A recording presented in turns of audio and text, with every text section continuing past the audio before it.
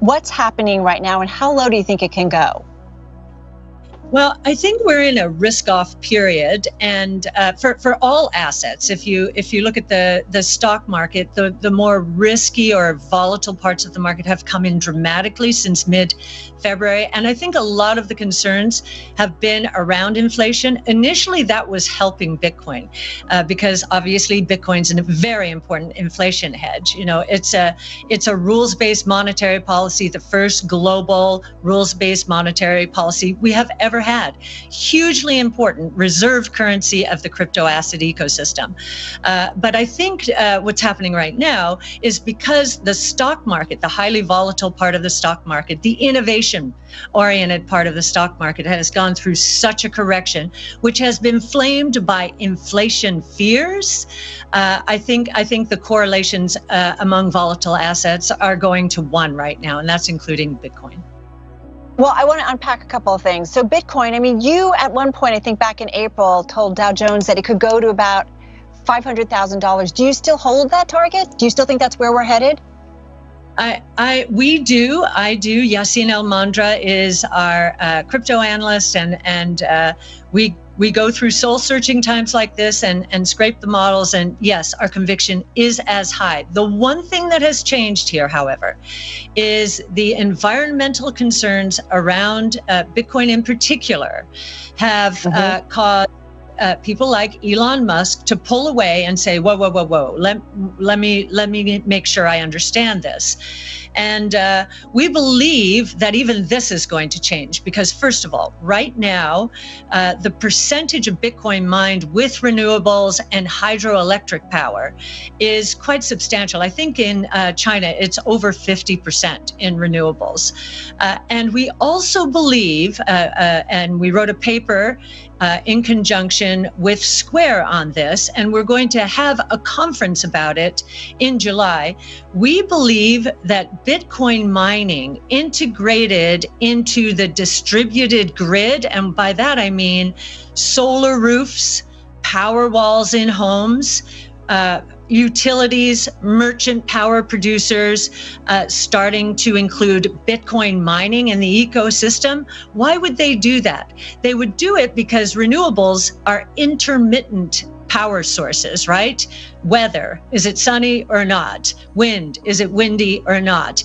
And Bitcoin mining could take off if there's excess energy from solar being loaded into power walls. It can be offloaded into Bitcoin mining, and the whole ecosystem, therefore, becomes much more economic. If this happens, we believe that the adoption of solar is going to accelerate dramatically because there's another profit center associated with it, Bitcoin mining. Well, what happens though in the meantime? So here we are at 35,000, Cathie. Do you think we go much lower from here?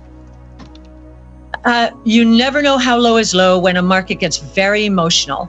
A lot of traders see Bitcoin dropping below the 200-day moving average, which was at 40,000. So traders, once that happened, they just dump. Some just dump and run. I think we're in a capitulation phase. Yassine has a dashboard. We were looking at all the indicators this morning. They are all suggesting that we are in the capitulation phase, which is a really great time to buy, no matter what the asset is. A capitulation phase is buy. It's on sale. Now, am I saying 35,000 is the low? You know, if traders, and there are a lot of speculators in Bitcoin, if they are running for the hills just because Bitcoin has broken through a moving average that is important to them, it could continue, but all of our indicators are saying this is capitulation right now. Do you have a low point on your model for Bitcoin? No, these metrics are more a measure. Are we in a truly capitulation phase? Okay. And it's very detailed. Yassine uses on-chain analysis, which this is the only asset where you can see exactly who's doing what, when, why, and how. And all of those metrics are saying this is a capitulation. This is as bad as it got during the coronavirus crisis. So what about systemic concerns? And I'm not talking about bringing down the financial system, but more and more of kind of the establishment are getting involved in Bitcoin. A lot more companies have Bitcoin on their balance sheet. Should we be concerned about their exposure? Tesla, for one, but others. Yes. Well, they're usually, in the case of Square and Tesla, they're between 5 and 8% of their cash is in Bitcoin.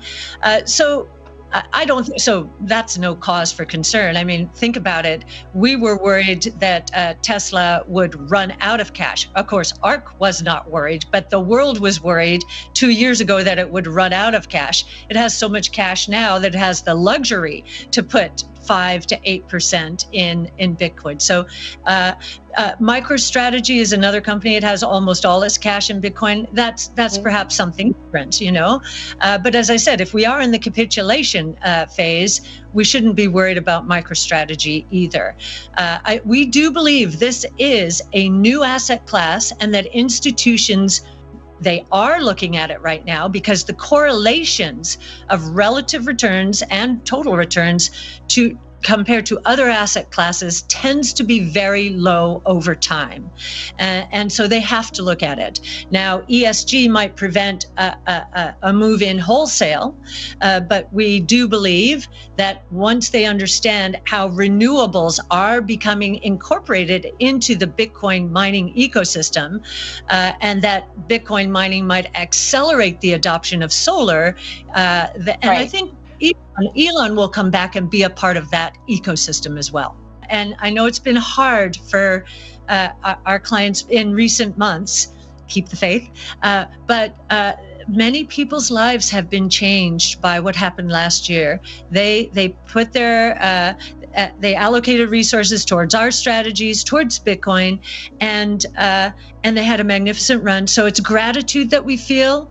Now, of course, we're feeling very responsible, of course, this year, but that's why it's so important for us to say, that what pains me more than anything as a portfolio manager is when I know our clients are selling at the bottom. And it usually is that people sell. The big capitulation that I described earlier with Bitcoin is selling at the bottom.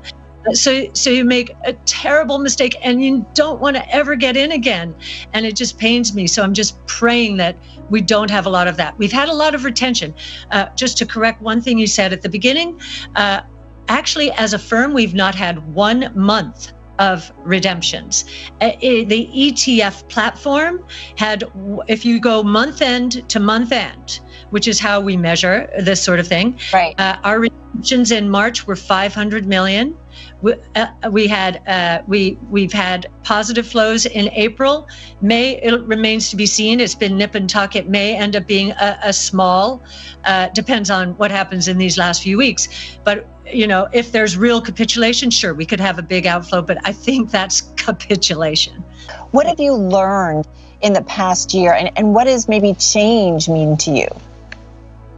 Well, as we were having such an incredible year last year, and I do think the coronavirus crisis caused it, innovation solves problems, I kept saying to everyone, everyone in the company, we must stay humble. We must stay humble, and we know this is going to come to an end. We're going to go through a severe correction, and we have to just keep our heads down, focused on our research to keep our conviction and drive our strategies forward. That's what's happened. Keeping our heads down, hopefully staying humble, and really trying to educate people. The great opportunities available out there. Get on the right side of change. This is going to be the most amazing period of my investment career. And I've been through 40 plus years because we've never seen 5 innovation platforms evolve at the same time, all of them leading to